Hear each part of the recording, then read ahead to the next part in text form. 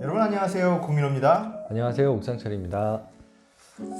오늘은 성실신고 대상 고객에게 법인 전환을 제한하라. 요 내용으로 말씀을 좀 드려보려고 합니다. 네. 법인 컨설팅 화법을 저희가 찍다 보니까 오늘 15번째 영상이 됐네요. 그렇네요. 네. 책으로 보시면은 토픽 19번째입니다. 네.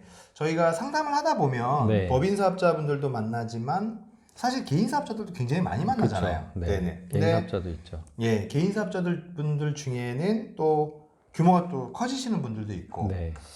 그래서 거기에 대해서 오늘 좀 말씀을 나누실 건데 네. 먼저 성실신고 대상자라는 개념, 이분들한테 법인 전환을 제한하라는 게 제목인데 네. 그렇다면은 성실신고 대상자는 뭔지 요거를 네. 한번 먼저 좀 말씀을 주신다면요. 성실신고 대상자라는 거는 이제 개인 사업자한테 해당되는 얘기고, 네. 성실하게 신고하라 뭐 이런 얘기이기도 한데 성실하게 신고하라. 그렇죠. 매출이 네. 많이 나오니까 네. 제대로 해라라는 거고요. 예. 그 매출 기준이에요. 기준이 되는 건 매출 기준이고, 네. 그리고 업종에 따라서 조금씩 다릅니다. 뭐 매우 많은 업종인데 우리가 아는 업종 그냥 일반적으로 제조 도소매 이러잖아요. 네. 제조업은 7억 5천, 7억 5천. 도소매는 15억. 예. 이 넘어가면 성실신고 대상자에 해당이 돼서, 예. 그럼 뭐가 달라지느냐? 대상자 기준은 그냥 간단하게 매출이라고 보면, 네. 그럼 뭐가 달라지느냐 그러면 세금 신고는 기장 대행을 해서 세무사님들이 대신 신고를 해주잖아요. 네. 그랬을 때 이 세무사님들이 신고를 할 때 성실신고 대상자는 본인 도장이 들어가는 거예요. 1차적으로 세무사가 감사한 내용이 들어가는 거죠. 네. 법인에 있어서 우리 외감이라고 아시잖아요. 네, 네. 외부감사라고 해서 회계법인이 그 회사의 재무제표를 감사를 해서 1차적으로 검증된 내용을 국세청에 신고를 하잖아요. 네. 여기도 마찬가지죠. 세무사가 1차적으로 검증을 해서 본인 도장 꽝 찍고 이게 맞습니다라고 해서 신고를 하다 보니 세무사님들이 그냥 넘어갈 걸 그냥 안 넘어가지고, 흔히 쉽게 말하면은 네. 뭐 FM대로 해야 되는. 그렇죠. 이 비용 처리가 안 되는 거를 얼레벌레 해주기도 하든가, 네. 아니면 계정에 맞지 않는 걸 그냥 쑥 집어넣어주기도 하는데, 이 성실신고 들어가면 그런 걸 안 해주니까 네. 깐깐하다고 느껴지게 되는 거죠. 네. 대표님들 입장에서는. 그래서 실무적으로 보면 이게 성실신고가 도입되면서 실제 어떤 그 자영업자분들이 느끼는 어떤 체감은 약간 압박감과 뭐 압박감, 세금이 뭐 5천이 네. 늘었다, 뭐 그 압박감을 1억이 느낀다는 늘었다, 얘기는 그런 얘기를, 신고를 제대로 해서 예. 비용 처리를 할 게 안 되니까 네, 네. 소득이 늘어나게 되고, 그에 네, 따른 네. 세금이 늘어나게 되는 네. 그런 점. 좋습니다. 안타까워요. 이 개인 사업자분들 중에 매출이 높은 성실신고 대상자의 경우는 법인 전환을 고민하는 것이 필요하다는 얘기인데, 네. 그렇다면 여기서 이제 질문이 개인 사업자와 법인 사업자는 또 어떤 차이가 있고 세금이 또 어떻게 다르길래 법인으로 전환하는 게 좋은지, 네. 거기에 대해서 한번 말씀을 해주신다면요. 네, 이제 요거를 사실은 개인 사업자분들한테도 상담 의뢰가 들어오는데, 네. 가서 만나 보면 법인 전환을 고려하고 있지만 제가 보기에 법인 전환 할 필요 없는데 이런 데도 많아요. 그게 그냥 법인 전환하면서 뭔가를 받아내려는 사람들이 가서 막 찌르니까 하는 경우도 있고, 근데 어쨌든 좀 제대로 된 컨설팅이라고 하면 진짜로 이분이 법인 전환하는 게 매우 유리한지 등등을 봐야 되잖아요. 네. 그래서 이제 성실신고 들어갔다고 해서 무조건 하는 건 아니거든요. 네. 성실신고를 했는데도 불구하고 세금을 많이 내지 않을 수 있어요. 워낙 깔끔하게 비용이 많이 나오시는 분들은. 그래서 세금을 먼저 좀 비교를 한다 그러면, 네. 손익계산서상에 매출이 있고 매입이 있잖아요. 그러면 네. 그 다음에 생기는 게 매출이익이고, 예. 거기서 비용이 발생이 되면 영업이익이라 그러죠.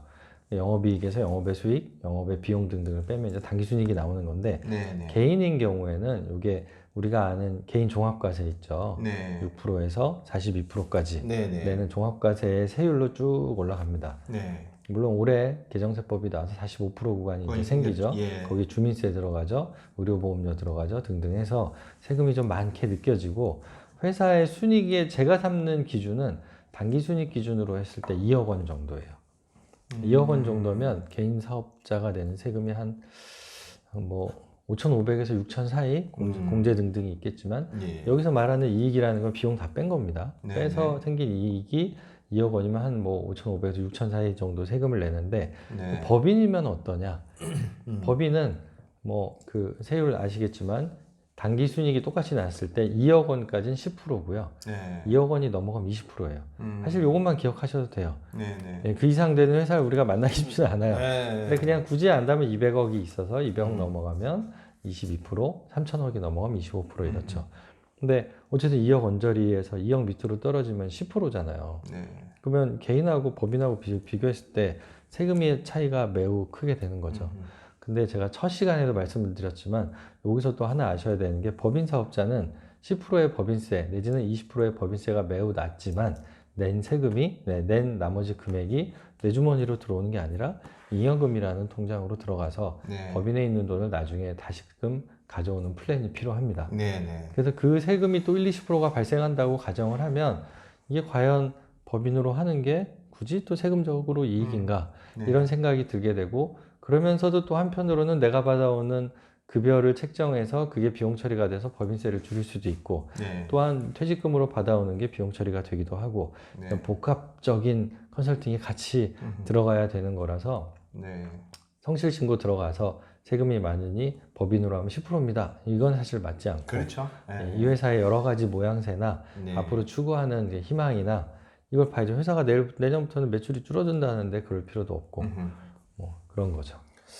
좋습니다. 어쨌든 개인 사업자를 법인으로 전환하는 것은 단순하게 법인세 세율이 낮다 이렇게 접근할 건 아니다. 그렇죠. 그게 중요한 요소긴 하지만 네네. 그 외의 요소도 봐야 되는 겁니다. 좀 정밀하게 세금을 계산해 볼 필요가 있다. 네. 이렇게 정리를 할 수 있을 것 같고요. 좋습니다. 그렇다면은 법인을 설립하는 절차에 대해서 간략히 설명을 좀 해주실 수 있을까요?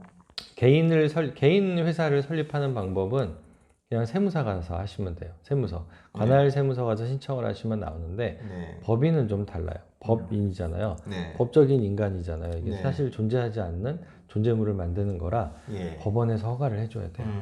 그래서 등기라는 걸 먼저 합니다. 네. 개인 사업자는 국세청만 상대하면 되지만 네. 이 법인은 법원과 국세청을 다 상대하는 건데 먼저 법원에 가서 등기를 내서 법인이라는 걸 만드는 거예요. 예. 등기부등본이 나오죠.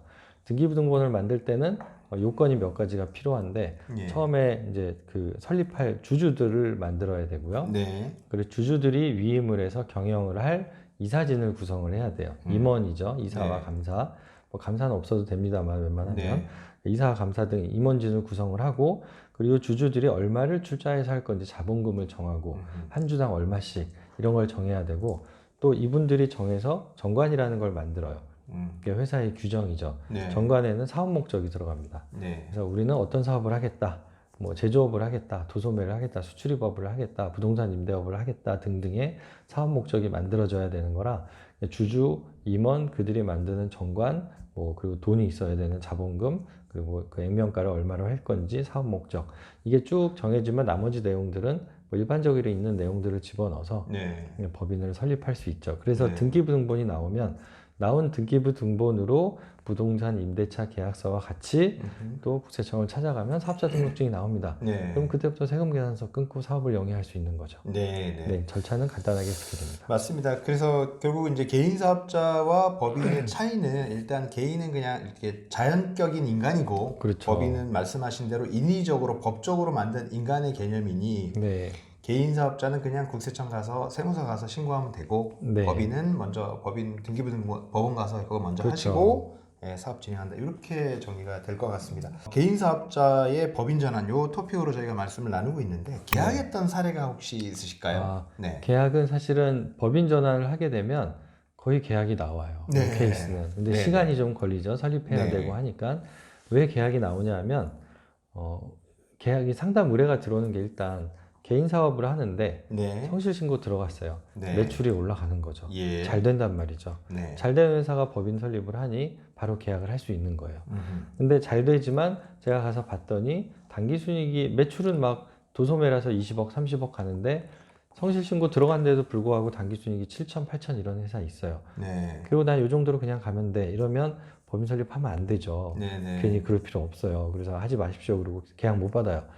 아니면 뭐 개인적으로라도 뭐 그냥 퇴직금이라고 생각하시고 네. 저축을 좀 하시는 건 어떨까요? 뭐 이런 상담을 할 수 있겠지만 예. 예, 안 됩니다. 그랬을 때 이분이 당기순이익이 한 2, 3억이 넘어가고 내지는 제조업이라서 한 10억, 15억 나오는데 7억 5천이 넘어가서 당기순이익이 1억 5천, 2억 정도지만 언저리에 걸쳐 있지만 우리 회사를 키우고 싶다.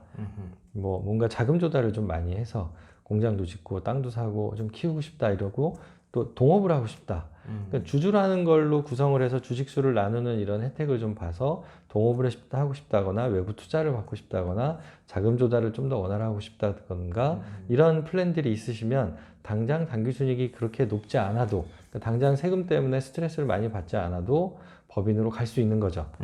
아무튼 이 회사들은 잘 되는 회사들이에요. 네. 법인 설립이 됐어요. 예. 그럼 제가 법인 설립을 다 도와드리죠. 네. 그러면 계약이 CO 플랜 얘기를 하는 거예요. CO 플랜에 대해서는 또 긴 얘기지만 먼저 말씀을 드렸기 때문에 그걸 보시면 그럼 계약이 나오게 되는데 이제 뭐 사례라고 하면 워낙 많아서 이 사례는 그냥 법인이 그 개인으로 하시던 욕실용품 제조하시는 업체인데 뭐 한번 넘어가는 거예요. 넘어가려고 하니까 이분이 딱 잘랐어요. 7억 5천에서 안 넘기게. 왜냐하면 넘어간 상태에서 포괄양수도로 넘어가면 성실신고를 또 3년 동안 한대요. 이게 뭐냐면 개인이 성실신고인데 이걸 이어받아서 법인 전환을 하게 되면 그때는 이 법인도 성실신고 3년을 해야 돼요. 그러다 보니까 그걸 이제 어디서 들었겠죠? 그래서 성실신고 안 들어간 상태에서 이제 저를 만난 거예요. 우리 안 넘길 거다. 법인을 설립해야 되겠다. 무조건. 그래서 두 가지 말씀드렸죠.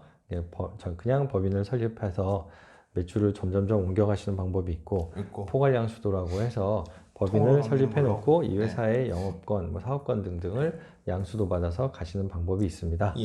그럼 뭐가 좋냐? 이 회사가 혹시 어디랑 거래를 하냐? 이마트랑 한대요. 그럼 이마트 코드를 이어받아야 될 거 아니냐? 그렇죠. 그럼 포괄양수도 해야죠. 왜냐하면 이 사업권이 넘어와야 되니까. 그래야 이마트에서 인정해 주지 새로 설립한 회사에 뭐가 있다고 회사 코드를 연결시켜 주진 않잖아요. 그래서 포괄양수도를 하게 되고 포괄양수도 과정에서 영업권 평가를 하고 영업권도 인정을 받아서 대표님이 뭐 세금을 처음에 조금 8.8% 먼저 냅니다. 22%인데 비용 처리 60% 뺀 40%에 22%를 내서 8.8% 영업권에 따른 세금을 먼저 내고 천천히 그 해당되는 돈을 갖고 올 수 있게끔 그렇게 해도 만들어 드리고 포괄양수도 계약해서 법인 설립하고 바로 사업이니까 그달부터 매출이 바로 막 올라가는 거예요. 막 올라가려고 이렇게 막 숨죽이고 있던 회사라 빵 터지자마자 바로 월 매출 뭐 1억, 1억 5천 막 쫙쫙쫙 지금 가고 있죠. 그리고 나머지는 제한 드려서 계약을 받았죠. 계약은 뭐 퇴직 플랜과 뭐 이런 그래서 뭐 유족 보상이나 그렇죠. 종신보험으로 계약을 아주 잘 받았고요. 법인 전환은 이런 케이스가 워낙 많아서 조금 시간은 걸리지만 1, 2, 3 바로 계약이 나오지는 않지만 해드릴 일도 많고 하지만 계약 확률이 매우 높아서 1차 미팅에서 점검만 잘하고 이거는 그냥 가면 되겠네라는 확신이 들면 설득을 해서 진행을 하면 시간이 해결해주는 그런 플랜이라고 보시면 되겠습니다. 말씀을 들어보니까 성실신고가 대상이 되는 이런 개인사업자의 경우는 면밀히 검토해서 법인 전환을 한다면 계약 확률이 굉장히 높다. 그렇죠. 다만 시간이 걸릴 뿐이지. 그렇죠. 제가 옆에서 말씀을 들어봐도 개인 사업자를 법인 전환한다는 거는 굉장히 많은 어떤 잘 되니까. 작업이 있잖아요, 그렇죠? 그리고 그렇죠. 사업도 잘 되는 거고. 작업이 그러면은 필요하죠. 법인 전환하시고 법인 전환 또 그분들은 개인 사업자일 때는 못 들어봤던 법인 그렇죠. 계약의 장점을 들어보면 이거 괜찮네. 법인을 이용하니 상속 증여가 이렇게 원활하구나 라는 걸 또 알 수 있게 맞습니다. 되죠. 저는 그런 느낌이 들어요. 개인 사업 하시다가 법인 사업하면 법인 이름으로 차도 사시고 뭐 하듯이 그럼 법인 이름으로 보험도 드는 거죠. 들어야 되겠다. 맞아요. 이렇게 생각이 흘러가는 것 같습니다. 계약이 원활합니다. 성실신고 대상이 되는 개인 사업자를 만나면 법인 전환을 면밀히 검토해 보시면 좋을 것 같습니다. 오늘도 유익한 내용이었고요. 다음 시간에 또 알찬 내용으로 찾아뵙도록 하겠습니다. 얘기 들으셔서 감사합니다. 고맙습니다. 잠깐 여기서 구독 잊지 말아줘.